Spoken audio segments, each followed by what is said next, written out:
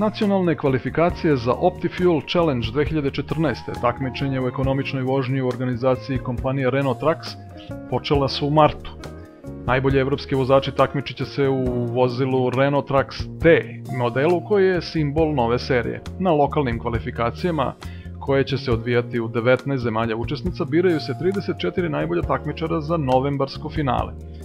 U martu 2014. je počeo izbor kandidata za drugo po redu evropsko takmičenje OptiFuel Challenge-a. Nadmetanje posvećeno smanjenju potrošnje goriva osmislila je i organizuje kompanija Renault Trucks u Evropi, Maroku, Rusiji i Tunisu. Na predselektivnim takmičenjima u pojedinačnoj vožnji takmičari upravljaju vozilom Renault Trucks T po unapred određenoj trasi. Kada završe vožnju, ocenjuje se njihova performansa tako što se brzina i potrošnja goriva analiziraju uz pomoć softvera za merenje i analizu potrošnje OptiFuel Infomax i sistema OptiFleet IT rešenja kompanije Renault Trucks koje je ugrađeno u vozilo.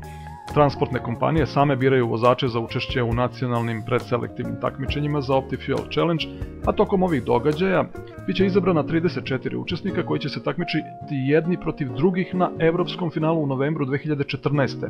Predselektivna takmičenja u Francuskoj su zakazana za juni 2014. Takmičenje OptiFuel Challenge pokazuje želju kompanije Renault Trucks da podrži prevoznike i vozače u njihovom nastojanju da voze ekonomičnije i pokažu svoje umeće u smanjenju potrošnje tako što im obezbeđuje efikasna rešenja i alate.